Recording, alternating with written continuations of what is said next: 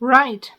It is time to discuss the novel that actually started a little bit of an obsession for me when I read it for book club. So the book club book that we read was Rock, Paper, Scissors by Alice Feeney. You might know Alice Feeney. She's quite a well-known crime author. She's very well-known for Sometimes I Lie and His and Hers. I didn't know about her at all before I read the book. But as I may have mentioned in a previous video, the two book genres I used to read as a teenager was fantasy and crime. So like thrillers. I loved a really good thriller. Like it got me going. I loved it. I was like, yeah, in it, super. I have, so over here is MJ Aldridge. I think that's how you say it. Aldridge? I don't know. Who I've gone off a bit, but the initial books were really, really good.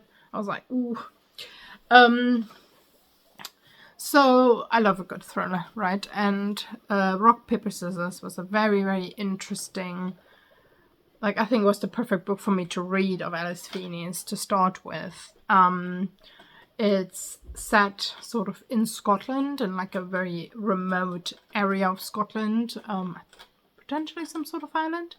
And it's essentially about, I have to double check. I forgot their names because it's been like over a year and a half. Adam.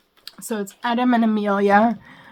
They've won this trip by some sort of convenience. They've been married for a while, but things are a little bit awry in their marriage. And they're kind of hoping that this trip for their anniversary is kind of going to help, like, maybe, like, push their marriage a little bit back towards where it used to be and where they want to be. But then quite quickly after they arrive, it's clear that things aren't what they seem and that potentially one of them is lying about things. An important thing to also know, which was very unique, was that Adam lives with face blindness. So he cannot recognize people around him, including his own wife, really. So that was a very interesting thing that I hadn't come across, and I found that very, very interesting in the setting of the majority of the novel, because I'll explain how the novel works in a moment. It's obviously the Scottish, like, almost castle-like building, where scary things happen, and it was just beautiful. Like I was there, I loved it. I was like, yeah, I'm with it. Yeah. Pacing was great. And basically the way the novel works is that you have what's happening right now at the castle, and then you have letters which are written by Adam's wife to him for every anniversary, like, you know, rock, paper, scissors, but no, not rock, paper, scissors, but you know how every anniversary, like paper, cotton, whatever it is, she would write a letter to Adam for every anniversary, talking about the year they just had. And you can literally see through the letters, like, how happy they used to be, and then how things kind of, again, went downhill a little bit. Adam is a screenwriter, so he was kind of living the life of, woo, I got a big success, and it didn't work out, sort of thing, and that affected their marriage as well. And this book got 5 stars from me, I believe, because I set an arrow and I read the twist, which obviously there's a twist because it's a thriller, and I was like, what? So any book that can make me, like, lose my shit in a cafe era in, like, a public space like that, where I don't care, is a good book. And it's interesting because some people in the book club were like, yeah, it was super predictable, and I was like, was it like, or are you just thinking that because you'd like to think that you knew what was coming? I did not see it coming. Although I should say, I'm also the kind of person, I'm not one of the people who's trying to work the twist out before the twist comes, because I'm like, the author worked very hard for this twist, right? I also like going to magic shows. I'm not one of the people who's like, how does this trick work? Like, I just enjoy watching the magic. You know what I mean? But yeah, I lost my shit in Covenant. I was like, what? So yeah, any book that can make me do that, like, is great. So I think I rated it 4.5 or 5. For that thing alone. Like, I thought the setting was great, the pacing was great, the characters were great. And it started almost a little obsession with me with Alice Feeney. I then subsequently read pretty much all of her bibliography. So I read His and Hers, which was my second favorite of hers, probably. Sometimes I Lie, which I did enjoy. I would say that Rock, Paper, Scissors and His and Hers were my favorite book of hers. And then the other ones were okay. But I read something with Daisy from her. So I just got all of the books from the library and just read them. I think I read like 2 or 3 of them on holiday in Portugal. Like, I read all of them. I became a little bit obsessed with it. And they're also really easy to read, you know. So, yeah. But I really love this book. I thought it was great. I'm gonna do a little spoiler section, if you want to find it out. If you don't, and I would say don't, go read the book. Don't watch it. But, yeah. It was a great book. I really enjoyed it. It was a thriller that actually really, like, took me for a turn. I was like, whoa, was not seeing that coming at all. Yeah. Right, spoilers. So I'll give you like 3, 2, 1, spoilers. So basically, the book obviously is written with them in Scotland and then the letters that you see. However, through the letters, I believe, it's been a while,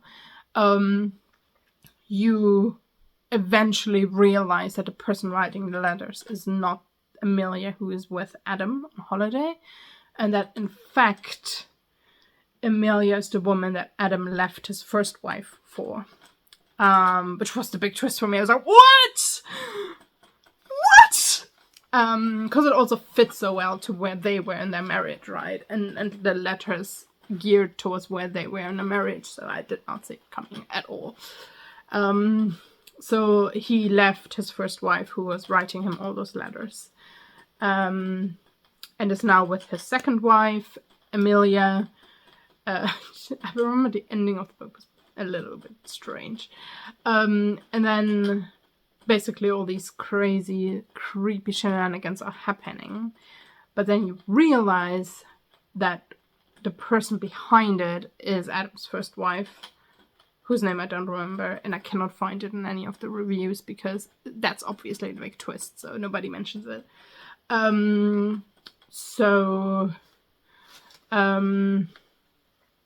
She's actually the one that's behind all the creepy stuff because she's sort of taking vengeance on Amelia, who basically stole her husband. And she did it kind of weirdly by, like, pretending to be his first wife, because obviously Adam suffers from face blindness, and yeah, it was a weird one. And then at the end of the novel, Adam and his first wife, I really should know her name, actually end up murdering Amelia, and then go live happily after because Adam realized that he always wanted to be with her, which was a bit of a weird one. I wasn't a big fan of that ending in that way. So I think, on reflection, having just realized that was the ending, I did give it a 4.5, not a 5. But yeah, I really enjoyed it. It was a great book. It was a big twist I did not see coming. And yeah, I would certainly recommend it to anybody, as well as His and Hers. Maybe even Sometimes I Lie. I think that was her debut novel. So, yeah. Okay, I have to come back in with another spoiler section, right? So this is only for people who watched the spoiler section. I I had to look some stuff up. And I did just now. Because things only came back to me as I was talking about it. So the woman, the first wife, was called Robin. And the castle that they go to apparently belongs in some way to Robin. And Robin had a really weird childhood in some ways. I can't exactly remember all the things, but she was potentially abused, but maybe also was just a little bit of a very strange child that did things that were a bit strange. And there was a bit with a headstone that I'm very confused about. And then also apparently Amelia, the woman who gets killed, actually killed Adam's mother while driving, although then later on Adam reveals in like a epilogue sort of thing that it was him who did it. So there's some weird stuff going on, which I think then explains more why Amelia gets killed, because there's more stuff that has come up and Robin just has gone through shit. And that's why she kind of is going crazy. And there's a bunny. There's a bunny. I like the bunny. Yeah.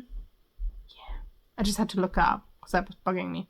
And then when I looked up her name, I found it more about the twist. And then I was like, oh, it's all coming back to me. So, there you go.